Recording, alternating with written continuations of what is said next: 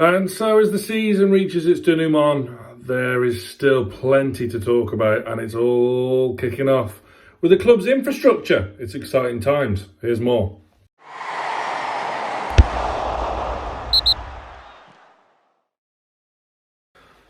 Welcome back to Newcastle Fans TV team. Well, as I said there is action afoot with infrastructure in and around Newcastle. Of course, as you would have seen by now, the pictures on Strawberry Place opposite the current club shop where Adidas and Newcastle United are, I say building, but they've got 5 rapid retail units which are essentially ready-made shop units that are just dropped in, which they're now doing. So that's going to be a temporary club shop. So as the season ends and as the Castor deal comes to an end, as you would have seen by their heavy email marketing, and one of the very few videos of which I'm not wearing any merchandise purchased in the sale, everything is going so cheap in the club shop compared to its original price. So that's being closed, and that's having a substantial refit. The club obviously have made statements in the past saying they want their retail in-house. That's something that changed under Mike Ashley and his Tacky Sports brand, and which Castor then took over at the start of the kit manufacturing deal. That's going to be brought in-house and evokes memories really of how great the club shop used to be. Obviously, it's changed an awful lot over the years, and I think we'd all agree not for the better. But to get a glimmer of that back just signifies better times and how much we're getting back to having our club back, really. It's just the little finer things. Obviously, it's a slow process with existing contracts, as we've seen. But yeah, the temporary Adidas shop, which is currently being built on Strawberry Place, that's opening on Wednesday the 29th of May. But the Adidas kit launch, the home kit launch, isn't until the 7th of June.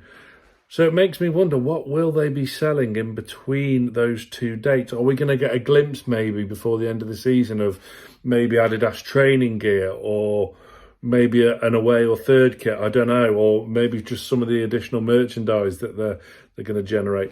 This is all obviously going a long way to increase that revenue for your friend and mine, PSR and FFFP. Yes, the extra F is deliberate. I'll let you work out what that stands for, of course. But it's all to generate that extra revenue. Obviously, Adidas paying so much more than Castor and what Puma did before them.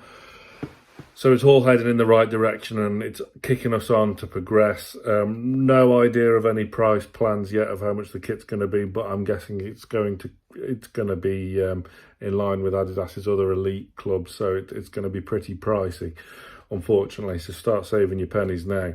So that's the club shop. Really excited to see the designs, what Adidas will come with. Obviously, there's loads of leaked images regarding what the kits are going to look like. How true they are, we will find out soon enough, but I cannot wait to see what Adidas have come up with. Are they going to go for that retro look to be influenced by some of the classic kits we had with Adidas through the 90s and noughties?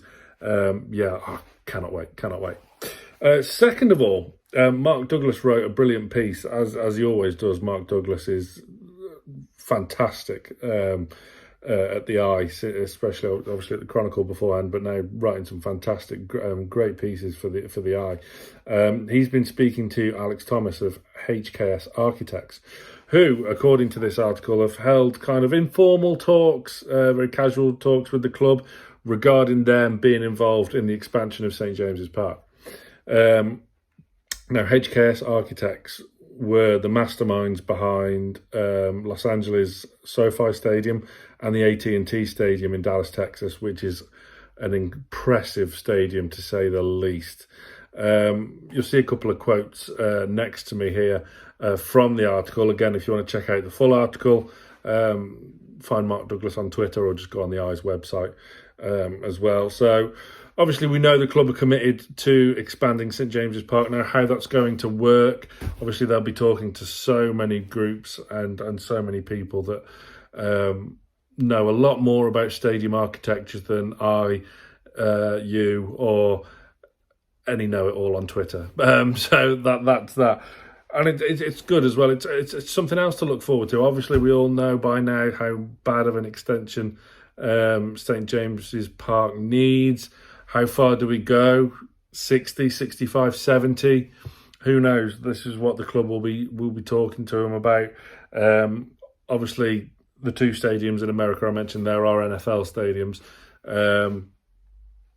Read into that what you will. Is it a signal of intent that we're going to be having more sort of non-football events, make it a bit easier for the likes of Sam Fender to get more people into St James's Park in the summer and have other gigs there, so they don't have to go to the stadium of down the road. But yeah, it's a time-consuming process. It's an expensive process, of course, so it's not going to be a quick fix, and it's going to be something that's a slow burner. And the battle for tickets and the battle in ballots is going to be here to stay for quite some time, you would think. Finally, a three-pronged infrastructure attack today. The training ground.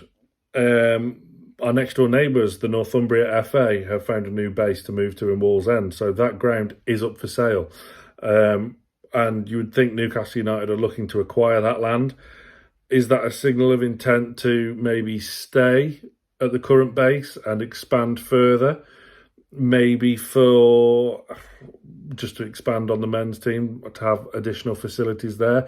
Could it be a base for the women's team in the future? Could it be the base of the under-21s or other academy setups in and around there? Or could it be, I don't know, something like a media hub, something like that? It's an interesting one. It makes complete sense for the club to acquire that land and buy that land, just like they did with the Strawberry Place land, buying that back, that obviously should never have been sold in the first place. But it's an interesting one. Obviously, we were told they were looking at locations around the city to move the training ground and build a complete base from scratch. Running parallel to that is the massive improvements they've made on the current base as well. Completely chalk and cheese when you see the club's content output on YouTube or on the socials or whatever.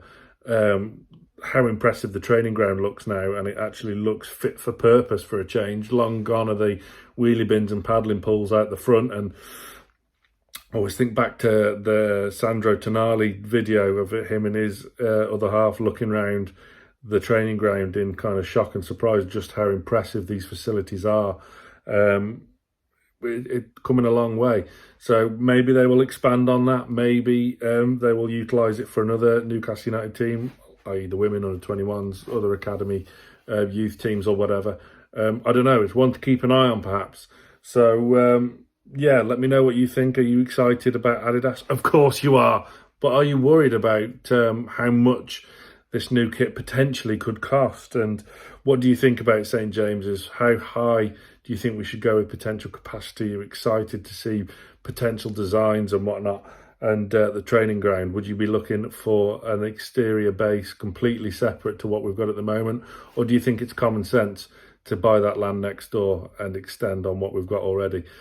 Thank you very much for watching, everyone. Fingers crossed for the Brighton game tomorrow, where I will be going. Unsuccessful in the ballot, but shout out Jackson, thank you for transferring your ticket over. So me and Johnny will be sat next to each other for the game tomorrow. Cannot wait for that.